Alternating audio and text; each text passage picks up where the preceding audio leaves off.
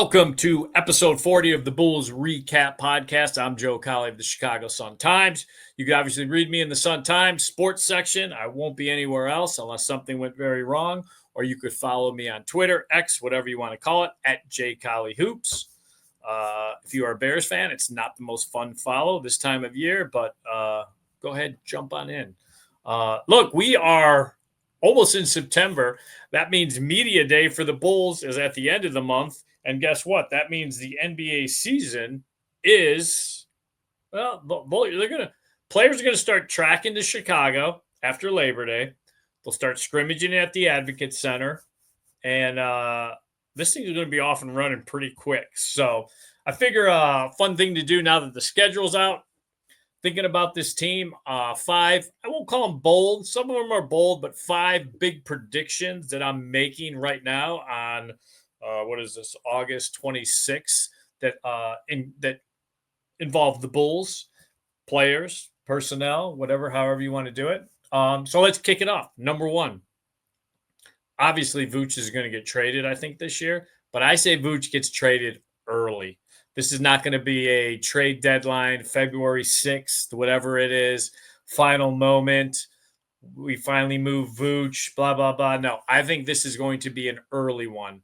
January, late December. And here's why. And I think he's going west. Here's why.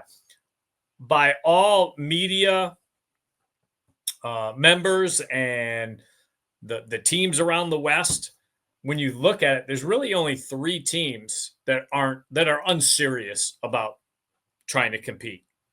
And New Orleans is borderline when you think about the trade they made on draft night by moving up and giving away a first round pick next year unprotected, which was, people are still thinking was completely asinine. Utah is in the business of tanking like the Wizards. They have made that clear. 25 draft class is one thing. They also want to jump in the 26 draft class. Phoenix, obviously we saw what they did in offseason.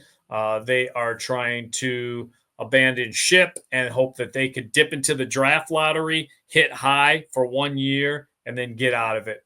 And then I think New Orleans, not by their own admission or not by the way they're conducting business, but by the simple fact of their roster.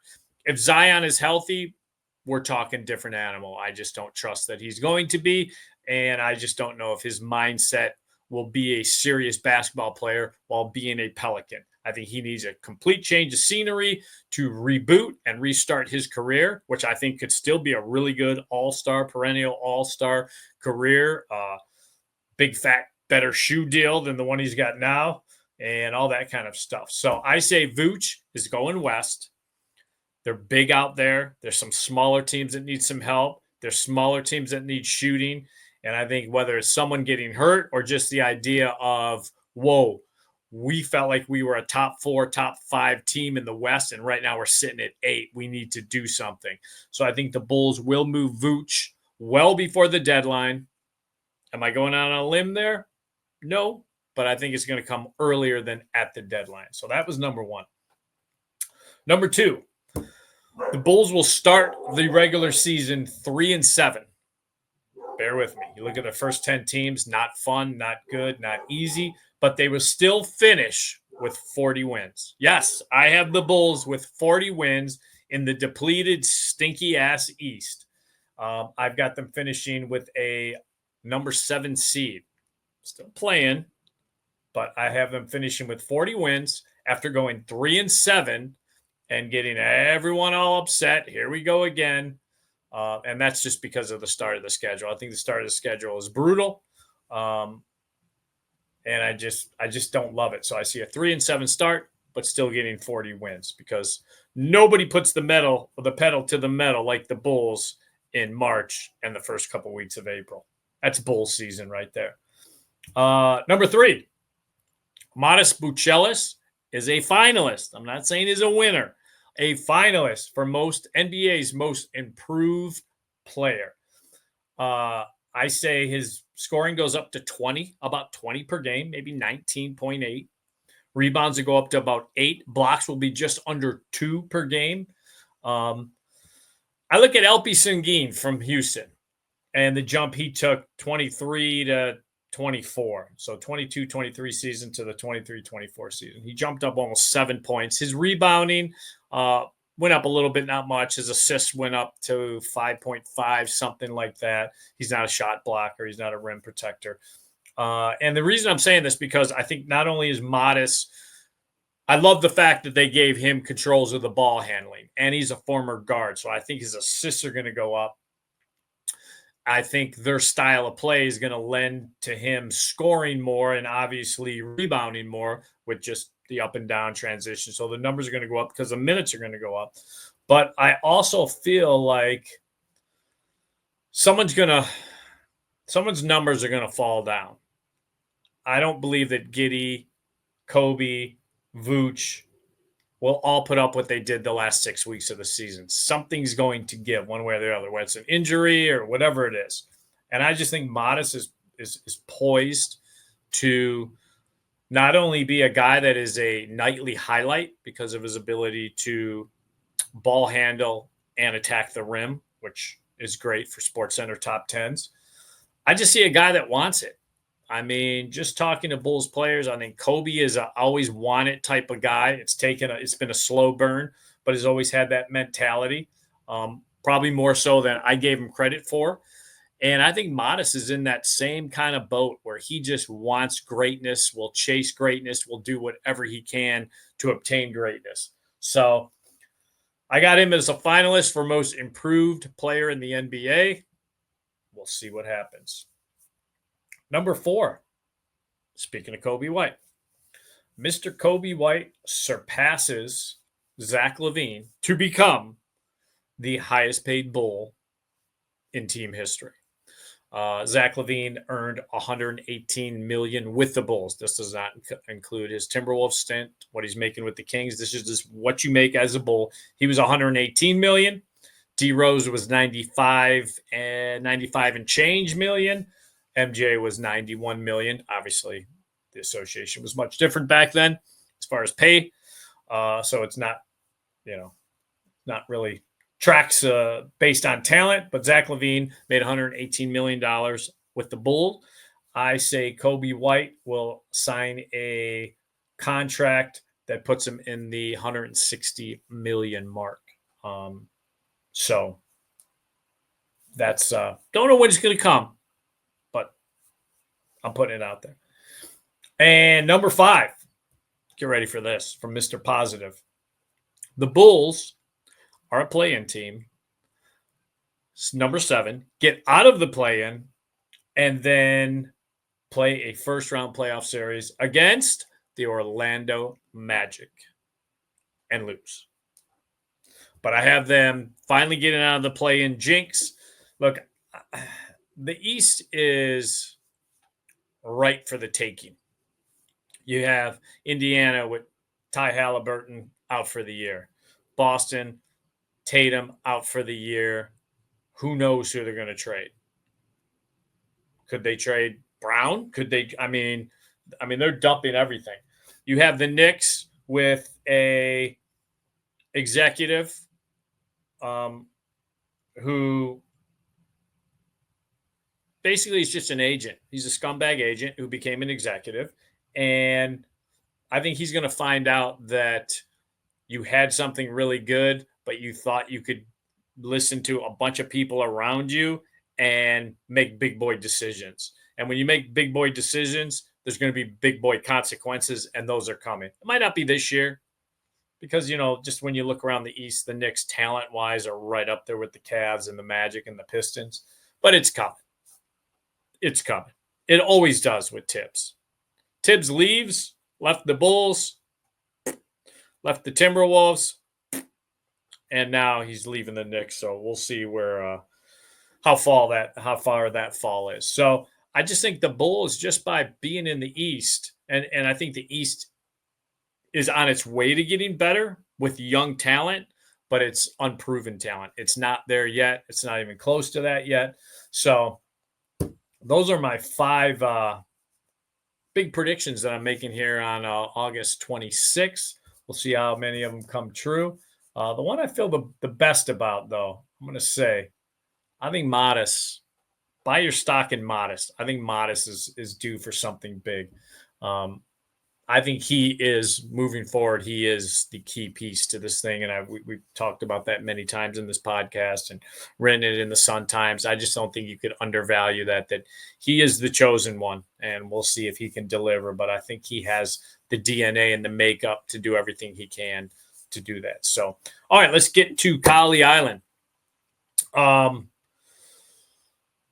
So Derrick Rose is going to get his night January 26th, I believe it is, against Boston. Makes sense. Boston playoff series. That was his breakout series where the nation got to see what people in Chicago had been seeing for years, back at even Simeon High School, was this kid that just does uncanny things for his size and was just a shooting star. So it makes sense that, okay, let's do it against Boston. I got no problem with that. I've said the jersey should be retired. I wish Jimmy Butler got to wear it a year. That would have been funny. But I say the jersey should be retired, not because of the numbers, but because of the culture and the legend that he was, not only on the court, but off the court. Okay. What he's done for the community, what he's meant to the community. I don't know if there's another NBA player the last 20 years that's meant more to his community than Derrick Rose has meant to Chicago. And I think that it's hard to duplicate because, first of all, you have to come from that hometown. You can debate LeBron, but let me tell you something. Akron and Cleveland, they only pretend that they're close when it involves – it's just like Cleveland fans loving Ohio State. It's 2 hours away. That's like you might as well be a Browns fan and love the Steelers. Because that's about 2 hours away from Cleveland. So, but Akron and Cleveland and what LeBron brought to Cleveland, you could debate that, but I would say that, and what LeBron's done for Akron and the Cleveland area, Derrick Rose is as good as it gets when it comes to that. But here's where I have an issue. The Bulls just can't do Derrick Rose night. They have to get the sheep, string them along for 4 games of figurines, which everybody's going to want. There's a rookie year figurine. There's a masked Derrick figurine when you got the orbital bone broken. There's look at me. I'm wearing my green St. Patty's Day money grab jersey figurine. And I think the other one is the MVP year figurine. So, and that's not included on any of his jersey retirements. I think one of the games is even after that. So it's like you can love Derrick on that night, but if you really love Derrick, you got to come and fight over these figurines. The lines are going to be ridiculous. It's the ultimate money grab. Why not just give away a statue on the night his jersey's being retired one time? They have to make it a big, long thing. And let's not forget, I believe this year is also the Ring of Honor, another cash grab. So, look, when you got the asses in the seats like the Bulls do, you can dictate this kind of stuff. It just feels like, does everything always have to be about the grab and the money? And it just, there's something a little dirty about it when I saw how they were going to do it. Just don't love it. But it's the brand. It is stick with the brand. So don't love it. Think it's a little scummy, but the lines will be out the doors. Figurines are going to be on eBay. People are going to be fighting over it. After all, it is Chicago. So, I mean, let's just do things a little better. Let's be a little more classy about it, huh, Bulls? Okay. All right. The list. All right. We all know how I feel about Cooper Flagg. He is not only going to win Rookie of the Year as long as he stays healthy, he is the next face of the NBA. I'm saying that. Been saying it. But what if something goes wrong? What if he gets hurt? What if Dallas just, gives him his 13, 14 points a game because they have AD? Kyrie gets back early. They've got a tree line of bigs, Lively, and guys like that. What if he can't go off like he should be able to go off? I think he will because he's that great. 5 other NBA Rookie of the Year candidates. We'll go from 5 to 1. Number 5, Yang Hansen, Portland. He's going to have the height. He's going to get a lot of votes, fan votes and stuff when it comes to All-Star because, the Chinese people are notorious for voting their guys in. So I'm anxious to see if Portland is as competitive as they think they're going to be. I don't think they will be in the West, but they feel that way. Can Yang Hansen be a sneak-in guy? Number 4, VJ Edgecombe. Love VJ Edgecombe. And I don't know who's going to be playing for Philadelphia. He could very well be the only healthy body, which means 25 points a game for him. If everyone plays, no chance. I just don't see Philadelphia having everyone healthy and everyone playing. So VJ Edgecombe, number 4. Number 3, love this guy's game. Wanted him to be a Bull. Was hoping the Bulls would somehow trade up for him, but then I knew he was going to go way too high. Con Knipple. If you watch Summer League, he was great. I think he was MVP of Summer League or first team. He was good. Did everything. And I think we saw a glimpse of that when Cooper Flagg got hurt and was out for some games from Duke. I think we all saw what Con Knipple could do. He's as lethal a shooter as there is from outside. So he's a marksman from out there. He got that in the bag. He can pass. He can defend. I'm not saying he's elite defensive, but he's a really good defender, better than what people think. He can rebound. He's got positional size. So Con Knipple, and he's an adult. I think that team needs an adult. When the face of the franchise is LaMelo Ball, I just don't consider him a serious basketball player. I think he's fantastic as far as a highlight reel. I just don't consider him a serious winning basketball player. Con Knipple could hopefully bring that out of him and make that team something that's to watch for in the next couple of years. Number 2, Dylan Harper. Everyone's going to say Dylan Harper. What? Dylan Harper should be number 1 if it's not Cooper Flagg. Here's my concerns with that. Wemby, I think, is going to take a big jump. They gave a bunch of money to De'Aaron Fox. They love Steph Castle. So where does he fit in this thing? It's almost like the VJ Edgecombe thing, except I don't think all those San Antonio guys are for sure going to be hurt. Philadelphia, I have no idea what they're rolling out. They're starting with the main guy, Joel Embiid. But for San Antonio, are they going to go with a 3-guard attack and start Dylan Harper? I mean, because Steph Castle, you could argue, is a small forward. He's a bigger guard. So maybe he can play the 3. I just don't know.